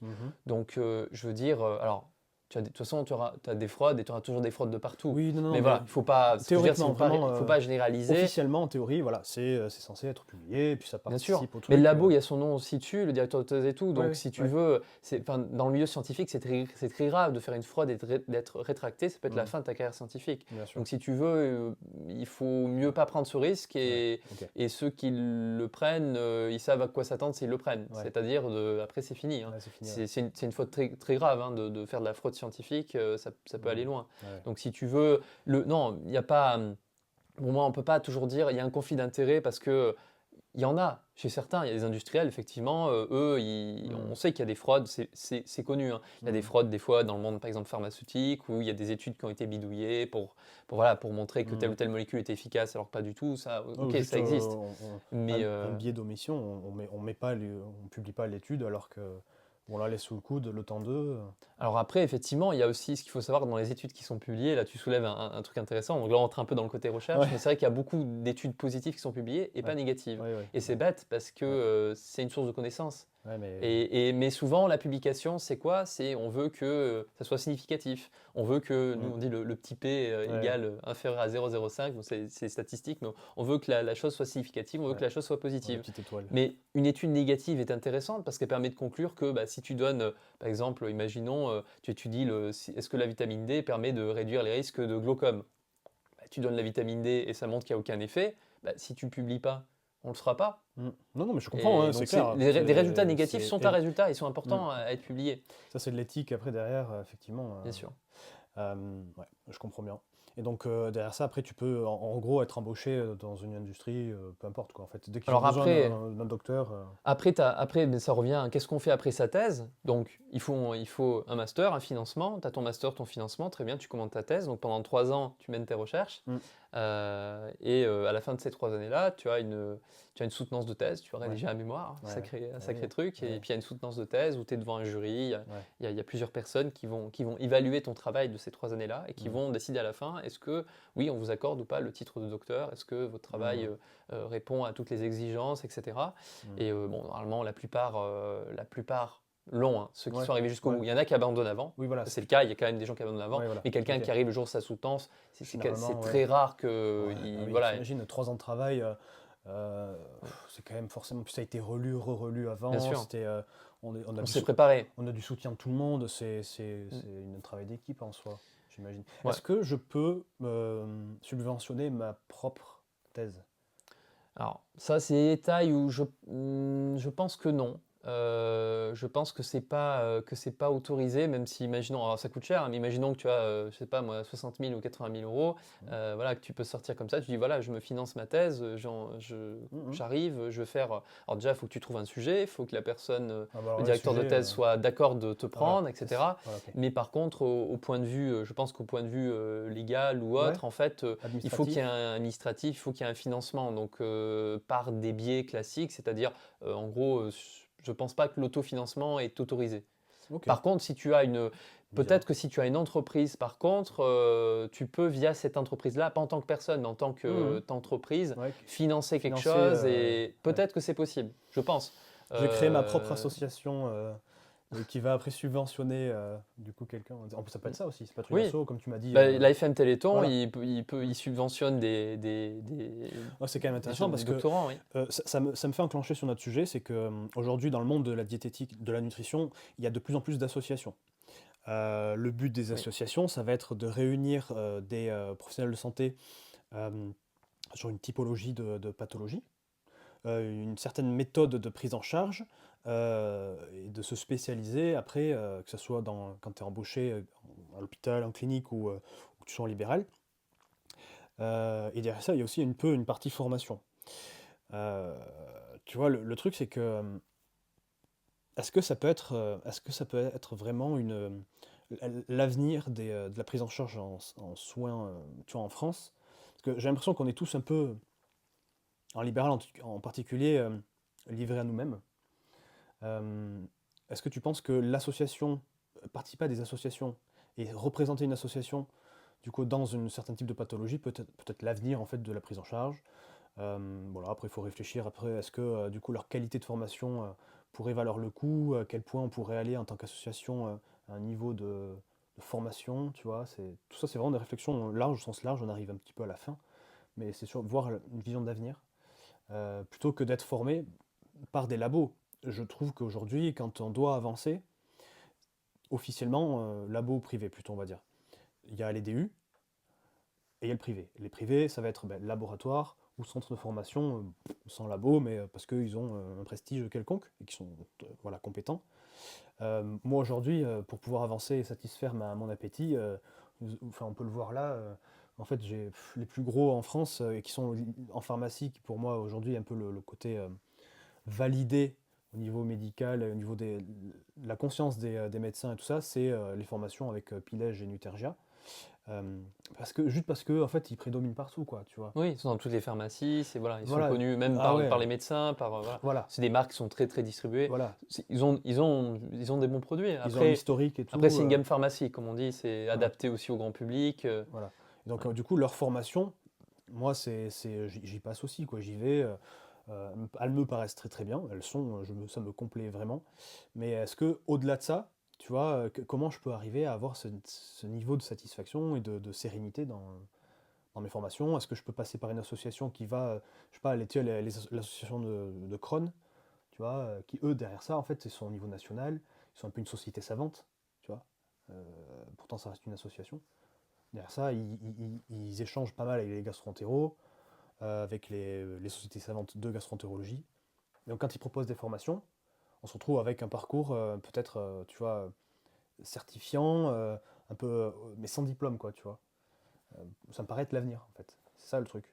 Plutôt que d'avoir ce conflit d'intérêts, se dire, putain, je vais apprendre des trucs que Pilège fait, et, enfin, propose des formations, et puis en fait, je vais vendre leurs propres produits. Je suis un vendu, quoi. Tu vois ce que je veux dire? Après, je pense pas que si tu veux, euh, tu as différents. Tu vois, je prends l'exemple de. Moi, je travaille comme je l'ai dit, pour Nutrilogix. On propose aussi des formations aux gens. Après, personne n'est. Je veux dire, on met le couteau sur Oui, la gorge de personne derrière. Personne n'est c'est obligé sûr. de prescrire les compléments s'il n'est pas convaincu. Ouais. Alors, bien évidemment que la plupart du temps, les gens sont convaincus parce qu'on a des arguments, etc. Mais les formations sont ouvertes et derrière, personne n'est obligé de prescrire. C'est Mhm. comme. C'est comme pour un médecin, j'ai envie de dire, tu vois, un médecin qui il va à la formation laboratoire, on lui présente le nouveau médicament, un Mhm. nouvel antidépresseur, un nouveau truc, normalement, il ne doit pas se sentir obligé, et du moins, on ne doit pas lui mettre la pression derrière en lui disant, Oui, bah, oui. maintenant vous avez Il fait y a la un formation, cadre vous devez le aujourd'hui. prescrire. C'est vrai qu'en France, il y a un cadre Donc, je veux pour dire, ça. après, c'est toi-même. Et puis, le plus intéressant aussi, des fois, c'est tu parles de laboratoire. Moi, par exemple, je Mhm. travaille avec une dizaine de laboratoires. Mhm. Je travaille pas qu'avec Mhm. le laboratoire dans lequel je travaille. Tu vois, je vais pouvoir recommander ou conseiller des choses qui viennent de plusieurs Mhm. laboratoires. Ouais. Et ce que je dis aux gens, je dis, ben, en fait, je prends le meilleur de chaque laboratoire. Je dis, je suis pas figé dans un Et puis tu laboratoire. t'adaptes, quoi, en fait. Voilà. C'est comme si tu Et allais à Inter, à Carrefour, à Leclerc. exactement. Ouais. Tu vois, donc je pense qu'il ne faut pas avoir peur de faire des formations en laboratoire. Ne serait-ce par curiosité, tu vas voir, tu regardes, peut-être Mhm. qu'elles vont pas t'intéresser, peut-être tu vas dire, ouais, ce qu'ils proposent, je les trouve trop théoriques, ça m'apporte pas plus que je connais, ou j'aime pas trop parce qu'ils ne parlent pas de ça, etc. Mhm. Tu peux y aller des fois par curiosité, Ouais. et je veux dire, c'est pas mauvais en soi. Je pense que ce qui est important, c'est de ne et ça devrait être pareil pour n'importe quel de métier, c'est d'arrêter d'avoir une vision fixe, se dire Ouais. j'ai fait mon diplôme, j'ai fait mes études, c'est la vérité, c'est la Oui, oui. Bible, Non, et ça, ce que ça. j'ai appris, Mhm. ça ne peut pas être remis en cause. Mhm. Non, tout ce qu'on a appris, même ce qu'on a appris hier, et qui était la dernière publication scientifique, il faut la remettre en cause, parce que peut-être que dans 3 semaines, Bien un sûr. mois, un autre truc dira l'inverse. Mhm. Donc c'est important, je pense, de se renseigner via différentes sources d'informations, Ouais. de pas n'importe lesquels non plus. C'est-à-dire savoir que euh, la première source d'information valide et validée et intéressante, c'est PubMed. C'est la base de. Mhm. Voilà, d'aller voir directement les études. Après, il y a des livres qui sont écrits aussi. Tu vois, j'ai écrit dans un bouquin il n'y a pas longtemps d'un ami qui est docteur Stéphane Résimond, donc qui fait ce qu'on appelle la médecine fonctionnelle, Ouais. qui travaille du coup aussi et qui fait de la micronutrition, mais Mhm. en médecine. Oui, il est connu, oui, c'est vrai. Voilà, si tu Ouais, veux. ouais. Et donc, il y a plein de bouquins qui sont écrits par des Il y en a médecins, beaucoup, même ouais. par des non-médecins qui sont Je- hyper intéressants, par des diététiciens nutritionnistes Ouais, aussi. ouais, ouais, carrément. Mais en fait, c'est ça, c'est là où je viens toujours à connecter un peu mes idées. En fait, il y a beaucoup de labos et d'organismes de formation, privés ou pas, ou privés. Nous, en tant que diète, en tant que professionnels de santé libéraux, on essaye de toujours avancer. Donc, si on veut avancer, aujourd'hui, le plus facile, c'est d'aller dans ces centres de formation-là. Euh, je me dis, on prévaut quand même, il y a quand même un prestige d'aller à l'université, d'aller dans des DU, par rapport, même si tu as le diplôme, c'est clair, mais c'est universitaire, ben voilà, c'est public, C'est je reconnu. suis serein. Voilà, Mm. exactement, c'est reconnu. Mais je me dis que si on avait une association spécifique, en fait, je vais aller même plus là. Aujourd'hui, on a l'AFDN. Aujourd'hui, c'est notre porte-drapeau. Voilà, on va dire que c'est ça. Je me dis que il serait intéressant de pouvoir apporter des organismes de formation autres que l'AFDN, parce que l'AFDN propose des formations, c'est des gens de l'AFDN, c'est des adhérents de l'AFDN qui forment aussi dans l'AFDN, mais ouvrir ça, permettant d'amener de la connaissance filtrée par l'AFDN, qui est une association, comment dirais-je, je réfléchis parce que je ne sais pas comment dire, c'est national, c'est dénué, comment on dit, c'est une association, il n'y a pas de, théoriquement il n'y a pas de conflit d'intérêt, il n'y a pas de, comment on appelle ça, quand tu fais de l'argent, tu as but non lucratif, Oui. tu vois, l'association. Donc tu arrives à épurer un petit peu toutes ces craintes, ce qui fait que quand un organisme de formation privé passe par l'AFDN ou une autre association, peu importe, ben, en fait, j'ai l'impression de faire un DU et je suis validé, tu vois. Et ça, je trouve que ça pourrait être l'avenir. Mais c'est pareil pour, je me dis, un laboratoire qui, au lieu de toquer chez le médecin, que ça passe par l'ordre, tu vois, des médecins. Je me dis, ça forme un filtre. À ce moment-là, derrière ça, enfin, tu as une validation, tu exploses ton chiffre d'affaires quand tu es un labo et que tu as fait un bon travail correct, tu vois, efficace, avec bien ressourcé, bien scientifique, et tu touches, et tu n'as plus besoin de faire ton marketing, en fait, tu vois. Et derrière ça, enfin, c'est synergique, tout le monde est gagnant. Les diètes, les assos, les labos, et puis voilà, tu vois, les formateurs. Je me dis que ça pourrait être super intéressant d'avoir cette cohésion. Est-ce que tu penses que c'est intéressant d'avoir une association, ou voire même un ordre? Tu vois, des diètes, on n'en a pas d'ordre. Est-ce que tu as déjà eu des échanges avec des ordres médecins? Est-ce que c'est compliqué aujourd'hui en France, tu vois? Je dirais que, bon, moi, Pour nous, est-ce que ça serait intéressant? pour moi, enfin, des fois, les problèmes aussi de. C'est ce que je reviens à la chose où j'ai dit d'essayer de s'ouvrir parce que j'ai rien contre la FDN, hein, bien sûr. Oui, ou d'autres, oui. Mais, Non, mais ou mais du d'autres, coup, c'est vraiment l'idée. Moi, ouais. Non, je comprends je comprends, mais tu vois, moi personnellement, le truc qui peut me gêner, c'est que je prends l'exemple tout simple de cette idée, tu vois, on revient sur la micronutrition. mm, Ce serait bien que la FDN propose aussi de parler de micronutrition, etc. Mais à l'heure actuelle, c'est pas encore des choses sur lesquelles forcément ils sont ouverts parce que ils disent non, entre guillemets, le métier diététicien, c'est mm, l'alimentation. mais ils ont pas tort. Légalement et tout, voilà, c'est Oui, l'alimentation. d'accord. Mais Mais dans une quête d'amélioration, je vois bien, et maintenant il y a des formations, il y a plein de typologies de formations qui sont c'est un petit ça. peu hors alimentation. Et qui Euh, sont, même pour les diététiciens, tu vois, ouais, nous, ouais, voilà, qui sont pour les dans diètes. l'organisme formation chez qui je suis, on est ouvert à tous les professionnels de santé et même du soin. Alors, il y a aussi naturopathes qui viennent se former, alors ça c'est Mm, différent, mais naturopathes qui viennent se former aussi en santé fonctionnelle, micronutrition, mais on a plein de. mm. Enfin, dans la dernière formation que j'ai faite, j'avais plein de diététiciennes nutritionnistes qui venaient vraiment Ouais. se former, tu Ouais, mais ça, vois, c'est un et c'est pas le rapport genre de formation qu'elles direct. pouvaient avoir via la FDN parce qu'ils ne sont pas Oui, oui. forcément encore aujourd'hui ouverts sur ce genre de choses. Et Ouais. puis eux aussi, ils ont des consignes plus haut. Donc le souci, c'est que quand on reste en fait dans les assos de son domaine, Ouais. on aura toujours les mêmes trucs, un peu toujours les mêmes discours, Ça, même si on a c'est. l'impression qu'on nous apporte des fois Ouais. des personnes intéressantes qui viennent, mais ça reste un peu toujours les mêmes choses qui sont dites. C'est trop court, peut-être. Ça pourrait être trop court. Il pourrait y avoir des formations, je sais pas, je sais pas si c'est une formation micronutrition à la Non, FDN, il y a pas ce genre de choses. d'accord? Ça, je peux te le dire. Bon, bah, je sais qu'il y Malheureusement. a nutrition du sportif, tu Mm, vois. C'est pas dans le BTS ni dans le DUT. Il me semble pas, en tout cas. Bon, mm. mais quand tu te mets en libéral, bah, tu as forcément une partie qui va être avec des sportifs du dimanche ou dans des clubs qui recherchent Bien la sûr. performance et moins la santé, blablabla. Donc en ce moment-là, moi j'ai fait quoi? J'ai fait un DU. J'ai fait nutrition du sportif, j'ai fait DU nutrition, micronutrition. Moi je me suis dit, ben voilà. Après, mon niveau de connaissance, je me suis rendu compte qu'avec même avec les DU, je dis au contraire, c'est un nivellement par le bas, parce que tout le monde peut accéder au DU. Donc ben, en fait, tu continues pour aller dans le privé. Et c'est tout de suite, en fait, dès que tu vas parler nutrilogique, dès que tu vas parler de pilège, tout de suite, c'est conflit d'intérêts, c'est machin, ces trucs. Et moi, je veux me libérer de ça, tu vois. Et je pense qu'il faudrait arriver à pouvoir connecter, en fait, tu vois, au moins avec des associations, tu vois, et filtrer, quoi.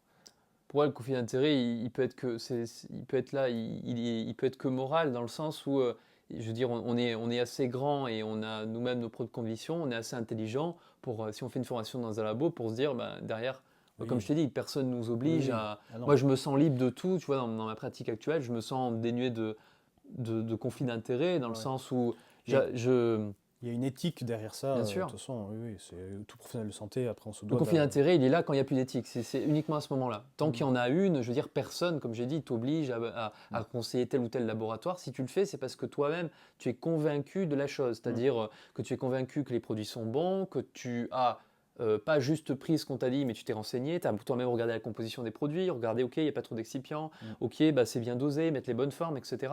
Moi, je peux avoir des formations d'un labo, ils me disent leurs produits, c'est les meilleurs. Je ne vais pas les croire sur parole, je vais aller vérifier des choses, tu Ouais. vois. Euh, On responsabilise oui. l'individu plutôt que on lisse les Non. masses, quoi. Ouais, enfin, moi, franchement, sur le truc, si j'ai à conseiller quelque chose, voilà, aujourd'hui, un diététicien nutritionniste, il y en a beaucoup. Il y en a beaucoup qui aussi, je sais, qui ont des difficultés, tu vois, dans l'installation libérale, des Mm, difficultés à se faire une patientèle, c'est etc. ça.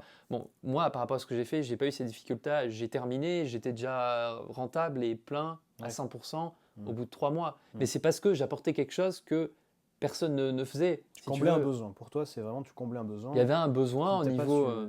à ce niveau-là, au niveau de la micronutrition, il y avait un besoin de l'accompagnement sur des problématiques de santé Mm, qui aillent au-delà de juste les conseils alimentaires, au-delà de juste la nutrition, parce que ouais. dans plein de cas, ça ne suffit absolument pas. Mm, C'est la base, mm. mais c'est une base qui, si elle n'est pas complétée par Ouais. le reste, Mm. est insuffisante. Non, mais c'est C'est clair, comme dans hein. une voiture, si tu veux, ce que je dis souvent, je dis il faut l'essence, il faut l'huile, il faut le moteur. Si tu as juste un super moteur et tu n'as pas d'essence, pas d'huile, bah, Mm, ta voiture, tu ne la feras pas avancer. mm. Et là, c'est pareil, il faut vraiment essayer d'aller au-delà, de faire évoluer son métier, de se former. De se former, ça peut être via des DU, c'est déjà je pense que c'est déjà des fois une bonne base. Il y en a beaucoup qui ont fait ça, ils ont commencé par un DU, ils ont un truc reconnu, ils disent aux gens, j'ai fait un DU. Mm. On sait ce que ça veut dire un DU, c'est un diplôme universitaire. Ils sont allés un petit peu plus Ouais. loin, on leur a ouvert un petit peu l'esprit, si tu veux. Ouais. Et derrière, je pense qu'il faut vraiment se renseigner auprès d'organismes de formation. J'ai Ouais. cité des faits, mais il y en a d'autres, Oui, il y si en a tu d'autres. veux. Bah oui, Voilà, c'est moi, je ça te le parle de truc. celui-là parce que je le connais, parce que j'ai commencé avec eux, parce que je suis formateur chez eux, et je sais la qualité de ce qui est proposé, si tu veux. Je n'en ai aucun doute, et tous les gens qui sont venus faire des formations Mm, chez nous, mm. ils en font plusieurs. Ouais. Ils en ont fait une, et puis après, il y en a d'autres qui Chez sortent. DFM, tu veux dire? Oui, on Ouais. a, on a vraiment un groupe de gens qui ont commencé en fait à se former chez nous et Ouais. qui continuent à chaque fois qu'il y a une nouvelle formation. Souvent, Mm. voilà, quand tu es rentré dans ce milieu-là Ouais, et que surtout tu as vu la qualité de la formation et que tu as vu ce que ça t'a apporté en pratique. C'est mm. ça que les gens nous disent. Moi, c'est ça qui m'importe le plus. Mm. C'est si je fais une formation, je veux pouvoir l'appliquer au quotidien. Me nourrir, en final, c'est plus la volonté d'apprendre. Je préfère prendre plus de temps, acheter des bouquins, tu vois, et faire ça en temps off, tu vois, aller Bien sur sûr. YouTube et Mhm. tout, essayer de faire un grand travail de bibliographie. Voilà, ça c'est la passion qui parle. Mais c'est vrai que en fait, la balance, c'est de savoir comment je vais pouvoir bien l'appliquer au quotidien. Est-ce que ça va me faire rayonner? Est-ce que je vais pouvoir avancer voilà, dans mon travail? Et ne pas passer pour un glandu auprès des médecins qui eux-mêmes sont souvent largués, quoi. Ils sont largués. Et quand tu apportes ils te disent, oh là là, attends, mais quoi, t'as pas besoin de mesurer le zinc et quoi. Ok, mais je pense qu'il faut avoir aussi un lexique, tu vois, un caractère. C'est pour Bien ça que sûr. je fais des vidéos, je me dis, ben, je veux apporter juste une philosophie, tu vois, derrière ça. Mais moi, c'est ce côté libéral, c'est vraiment aller entrepreneur, tu vois. Donc j'essaie de regarder au sens large. Il y a des diététiciens qui sont formateurs aussi chez DFM ou Oui. partout où tu vas. Oui, oui, oui, Ouais, oui, oui, il y en a bien évidemment. ouais, Ouais. Il y en a de plus en plus hein, quand je regarde. Alors c'est vrai que moi je suis dans le milieu, donc si tu veux, tous les gens souvent que je rencontre qui sont autour de moi, ce sont ce genre de personnes, ouais. c'est-à-dire voilà, un diététicien qui s'est formé en micronutrition, un diététicien qui a fait tel ou tel truc. Mm, Il y en a qui font diététique et puis après ils vont faire une école de naturopathie, mais presque cursus de qualité, tu vois, qui durent 1 an, 2 ans, pas des trucs de 3 mois, mais vraiment voilà, des écoles qui sont mm, connues pour leur formation de qualité. Tu vois, il y en a quand même un certain nombre qui ont aussi compris qu'ils ont besoin d'aller au-delà et ils ont ouais, besoin d'apporter un plus à leur pratique. ok. Tu peux plus, tu vois, c'est comme aujourd'hui, il y en a plein. Voilà, tu montes ton truc d'hamburger, si tu veux que ça marche bien, tu sais que ça serait bien aussi d'être sur Deliveroo ou sur, Oui, sur Uber Eats, tu c'est vois, ça. pour élargir ta clientèle en Prochain quelque sorte. business. Donc là, c'est pareil, je pense qu'il faut faire évoluer notre métier, il faut se former à d'autres choses. Et en nous formant à d'autres choses aussi, on apprendra aussi à mieux communiquer. Ouais. Alors moi, j'ai la chance de travailler avec des médecins certains qui sont venus à mes formations, Ouais. certains qui m'ont aussi formé et transmis des choses. Mm. Donc, j'ai un cercle vertueux autour de moi où j'ai des gens à qui je peux communiquer, des gens qui parlent le même langage que moi, avec qui on se comprend, avec qui on a des prises en charge complémentaires. Mm. Après, moi aussi, j'hésite pas, mais c'est pas forcément quelque chose que je conseille d'emblée à tout diététicien nutritionniste, surtout si derrière il n'a pas, il a pas l'accès, si tu veux, à toutes les preuves, les publications, peut-être s'il n'a pas fait, il s'est pas lancé dans ses formations, etc. Ou, Ouais. ou déjà s'il ne se sent pas légitime, ça peut des fois être délicat de faire une lettre à un médecin, d'expliquer certaines Oui, choses. ça, c'est vraiment des compétences après derrière, je pense, qui se tissent. C'est ça. Mais tu vois, c'est des compétences quand même, mine de rien, essentielles. Pour terminer, j'aimerais avoir ton avis sur les praticiens qui ne sont pas diététiciens au sens large. J'entends en fait naturopathes, on va dire coach sportif, qui Mhm. font des plans alimentaires et tu vois, qui pourraient tomber sur quelqu'un qui a une dyslipidémie, un problème néphro, que sais-je, et que en fait l'anamnèse ne se fait pas bien, il n'a pas été formé, tu vois. Est-ce que tu penses que il faut arriver à plutôt les former et légalement qu'on les autorise aussi à pouvoir pratiquer, ou est-ce que faudrait potentiellement motiver les naturopathes et les coachs sportifs à faire le diplôme BTS Diète, DUT, tu vois? Parce qu'en fait, tout le monde peut accéder aux formations en ligne, peu importe, pour sa propre connaissance, mais généralement derrière ça, il y en a qui essayent en fait, de l'appliquer sur des conseils et pratiquer le métier illégalement de diète, quoi, tu vois. Euh, voilà, moi, ma question, c'est. Mon avis, c'est plus il y a d'ingrédients dans le gâteau, plus le gâteau grossit. Je me dis que si on pouvait avoir une structure juridique, quelque chose qui autorise en fait la pratique de la naturopathie ou des coachs sportifs envers leurs clients, du coup, on aurait beaucoup plus de personnes prises en charge et donc théoriquement la santé de la population française s'améliorerait. Après, derrière ça, il y a une question d'argent. Tu vois, on a l'impression que quand j'ai une naturopathe qui vient à côté de chez moi, elle va piquer mon boulot, quoi, tu vois. Bon, qu'est-ce que t'en penses? Est-ce que t'as une idée? Est-ce que si t'en penses rien du tout, c'est normal, hein. Non, ben, si tu veux, après, j'ai envie de dire aussi chacun son métier, c'est-à-dire que un diététicien nutritionniste, il va pas dire si quelqu'un est diabétique de type 1, voilà, et qu'il a besoin d'une d'injection d'insuline, voilà, c'est le médecin qui s'en occupe et Mm. c'est le rôle du médecin. Le diététicien lui intervient sur d'autres choses. Donc je pense que en fait, dans ces métiers-là, chacun a sa place et des fois aussi chacun devrait rester à sa place selon aussi ses compétences. Eh oui. Après, si tu veux, je pense aussi qu'il faut, tu prends l'exemple du coach sportif. Mm. Euh, voilà, il y a des coachs sportifs qui sont effectivement très bien, alors, ils ne sont pas diététiciens nutritionnistes, mais qui sont très bien formés en Oui, nutrition, non, etc. c'est Il y clair, en a hein. qui ont fait des masters de Ah bah nutrition, oui, oui. et, Ah mais ouais, mais là tu peux prétendre, t'as juste je pense que si t'as un master en nutrition, tu peux aller à l'ARS et avoir ton numéro de alors, diète, il me non, semble. Non, tu non, peux c'est pas? vraiment non, parce que du coup, le diplôme diététique, tu sais, en fait, tu peux y accéder comme c'est un diplôme d'État, il est protégé, du coup, tu peux vraiment y accéder que par le BTS diététique. Je suis même pas sûr que ce soit un diplôme d'État. Mais, Si, si, je creuserai.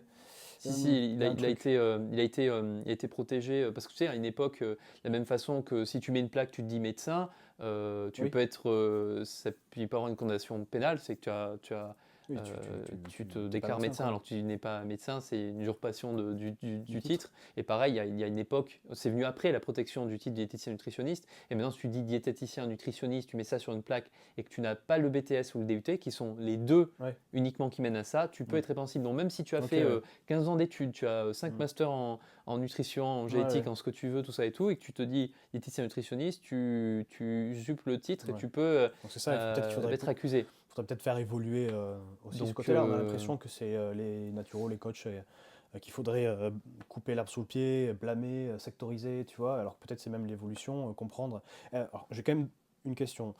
Est-ce que tu connais donc quelqu'un qui est dans une école de naturopathie, tu m'as dit d'élite, est-ce que tu peux me mettre en relation, tu penses? Est-ce que tu connais quelqu'un qui connaît quelqu'un? Juste pour comprendre en fait leur programme, tu vois. Parce que je suis persuadé qu'il y a des naturopathes qui sont des bijoux, qui ont une vision différente, qui sont, comme on dit, holistiques, et que nous, on n'a pas forcément dans les formations. Bien sûr. Qu'est-ce que je vais te demander aussi? Ben, je sais plus. Bon voilà, Bah, c'était pas tu mal. vois, tu as des écoles, après, des écoles de naturopathie qui sont reconnues dans le sens où, de par la qualité de la formation et les intervenants, tu as des fois des médecins qui interviennent dans des écoles de naturopathie. Hmm. Donc, si tu Bon, veux, après, pour moi, c'est pas un gage de qualité. Je voudrais non, savoir si... mais je veux dire, tu as vraiment des gens, je veux dire, diplômés Ouais, aussi, des gens qui interviennent là-dedans. ouais. Après, comme il n'y a pas de, si tu veux, tu n'as pas De de, référentiel? tu n'as pas de, c'est pas un diplôme protégé. Tu peux être Non. naturopathe avec une formation en ligne de 3 mois, Hmm. comme des gens qui ont fait des cursus de 3 ans. Il faut savoir qu'à l'étranger, par exemple aux États-Unis, naturopathe, c'est un médecin, c'est naturopathic doctor. Donc c'est même reconnu comme une discipline médicale, pour te dire. Donc il y a des D'accord. pays qui reconnaissent la naturopathie ou des choses assimilées. En Allemagne, tu as par exemple les Heilpraktiker, donc Ouais. c'est une sorte de, Hmm. nutrithérapeute, on va dire naturopathe si tu veux, mais c'est reconnu d'État. C'est-à-dire que le Ok, diplôme est reconnu, d'accord. c'est Oui, c'est quand reconnu même comme une reconnu. C'est comme un vraie BTS, quoi. profession. Ouais, Voilà. c'est comme le On diète. pourrait faire même en France, c'est-à-dire qu'il y ait des écoles de naturopathie qui soient validées, qui soient reconnues et que ça soit. Ça n'empêcherait pas qu'il y ait du privé à côté. C'est de la même façon que tu as des masters plus dans le privé, Hmm. des choses. Tu peux Ouais, faire des bachelors, enfin tu peux ouais, faire des études où c'est pas un diplôme universitaire. C'est pas pour ça que ce n'est pas qualitatif. Mais ces organismes-là sont qualitatifs, ou du moins les gens qui sortent de ces organismes-là sont des personnes bien formées parce que cet organisme a une renommée, voilà, on le connaît. Après, comme tu as de tout effectivement dans le marché, ouais. c'est difficile quand tu regardes, tu as des choix énormes, tu as Ouais. Mais moi, peut-être si je suis une dizaine d'écoles patient, de naturopathie en France, quoi. je suis patient et que j'ai tendance à me faire influencer, ou en tout cas, je vois des choses, comme tu viens de dire, des tas de choses. Bah, c'est difficile de s'y retrouver, quoi. Parce qu'aujourd'hui, j'arrive pas à avoir de consultation avec un spécialiste, avec un cardiologue, avec un médecin, genre des difficultés. Ben, je vais aller tout de suite vers quelqu'un où j'ai entendu, ah, tiens, il est spécialisé en microbiote, tiens, j'ai des problèmes digestifs et tout, bah, je vais aller le voir. Mais c'est par défaut, quoi, en fait. Après, ce qui est important aussi à rappeler, peu importe du moment, enfin tout professionnel de santé qui est non médecin, après, moi, par exemple, si j'ai un patient, parce que ce n'est pas le cas, tous mes patients sont quasiment tous suivis au niveau médical, ils ont Ouais. tous un diagnostic, ou ils n'en ont pas, mais par exemple, voilà, ils ont un diagnostic d'exclusion, on leur a dit, vous n'avez pas telle maladie, vous avez le syndrome intestin irritable, voilà, bon, c'est ce qu'ils ont, mais Mhm. j'insiste toujours que quelqu'un ne doit pas venir me voir quelqu'un ne doit pas venir nous voir de manière générale, que tu sois naturopathe, que tu sois diététicien nutritionniste, avec des problèmes et en fait il n'y a eu aucune investigation médicale, aucune prise de sang, aucune recherche, etc. Mhm. Parce qu'on peut passer des fois à côté de pathologies. Est-ce que toi tu pourrais prendre pour quelque chose de bénin, voilà, quelqu'un qui se sent juste fatigué, qui a un peu mal au ventre, un peu mal là, un peu mal là. Mhm.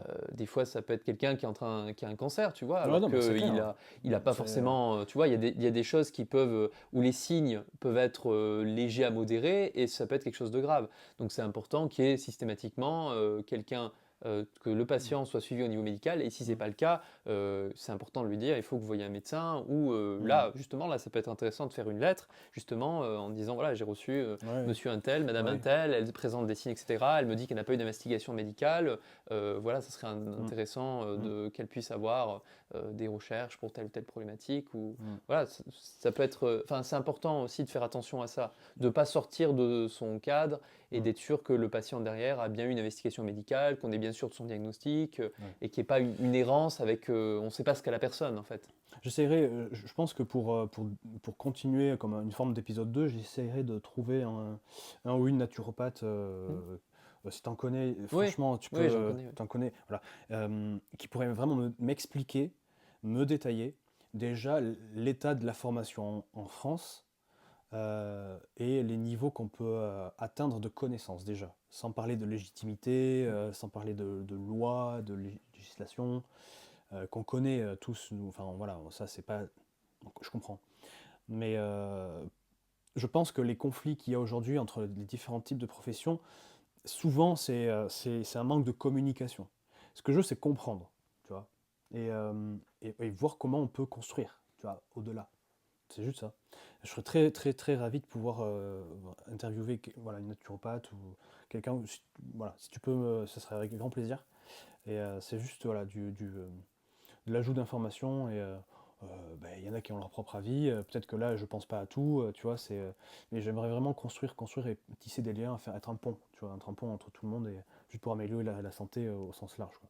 Bah écoute, t'as un petit mot de la fin? Est-ce que tu veux nous lâcher une dinguerie? Est-ce que tu veux... tu m'as dit que tu avais écrit dans un livre, t'as des livres à recommander? Euh, Dernière parole à toi. On va manger? Allez, on va manger. Ah bah oui, là, je commence à avoir faim. Non, c'est vrai, le petit mot de la fin, je dirais que, en tout cas, merci, ça fait plaisir aujourd'hui qu'on discute de tout ça.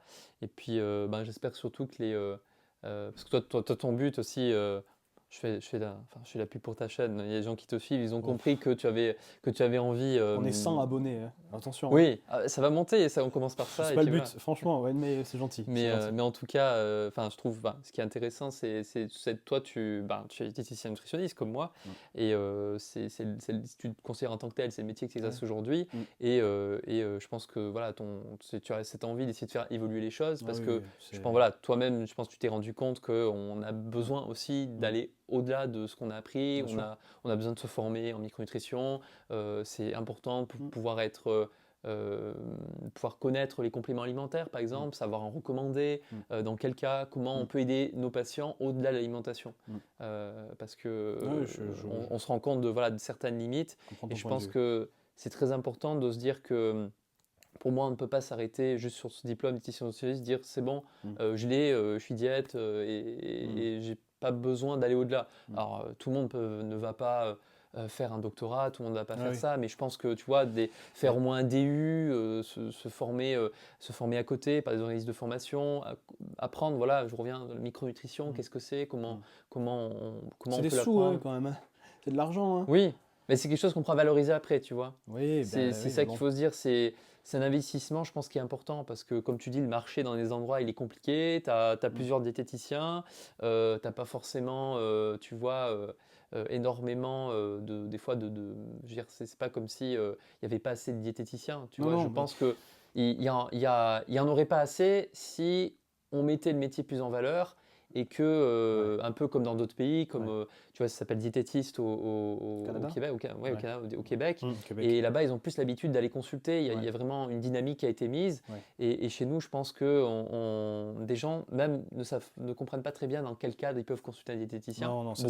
ça c'est mon Donc ça, cœur. c'est le premier problème. Ah ouais, ça Ça, c'est. c'est le premier problème, je pense. Donc Ouais, déjà, si on pouvait faire en sorte de mieux valoriser ce métier-là, c'est ça. et je pense que pour mieux le valoriser, il y a de la communication à faire, qui Mm. dépend aussi de nos instances, de la FDN, autre chose. Eux Mm. aussi ont un boulot à faire, je pense. Mais nous, on a aussi un boulot à faire, c'est-à-dire de se dire que notre métier ne doit plus rester figé. Il faut absolument se former sur des choses en plus. Il faut vraiment aller au-delà de ce diplôme-là et pouvoir proposer des choses intéressantes Mm. et d'autres choses aux gens.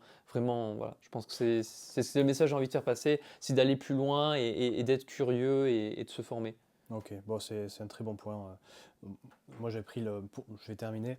Je prends le point un petit peu différemment parce que moi, je pars du principe que quand on veut exercer, quand on veut travailler, je me suis pas formé tout de suite. Et par contre, j'ai essayé de développer mes compétences d'entrepreneur, en fait, en soi, de se dire, ben, oui, je ne suis pas médecin, si je m'installe et que pourquoi j'ai pas de patient, parce que ben, les médecins, où ils s'installent, ils ont du patient, ils sont remboursés par la Sécu, c'est vraiment un vrai débat et je recherche actuellement des personnes avec qui débattre pour ça. Euh, donc en fait, il faut aller chasser pour manger. Il faut arriver à vulgariser, avoir le lexique pour parler aux médecins, aux pharmaciens, au grand public, faire des interventions, et tout le rôle de la chaîne, c'est ça. Et je me dis que c'est, pour moi, actuellement, hein, c'est ma vision, pour l'instant, pour moi, je trouve que c'est la priorité d'avoir des capacités, tu vois. Souvent, j'ai l'impression, en fait, tu sors du bac, tu as 18 ans, tu as ton BTS, tu as 20 ans, elle libérale, c'est pas possible, quoi. Enfin, faut être, t'imagines, à 20 ans. Bien sûr. Tu toques dans les maisons de santé, non mais t'es un enfant, quoi. Il y en a qui arrivent, mais c'est rare, quoi. Et je pense que c'est ces compétences-là c'est de la maturité, quoi. Et comment en trouver, comment avoir de l'expérience dans la formation, dans les connaissances, comme d'avoir de l'expérience dans le travail en clinique, à l'hôpital, ou ailleurs, hein, à l'EHPAD, Restauco. Et donc je vais interviewer un petit peu tout le monde, j'essaie de vraiment de, encore une fois, c'est le One Piece, quoi. Écoute, merci Christian. Bah, avec plaisir. Ouais. On va les manger, promis. Et puis Parfait. écoute, peut-être qu'on se retrouvera une autre fois. Ouais, Ouais. allez, on se dit à bientôt. Allez, ciao.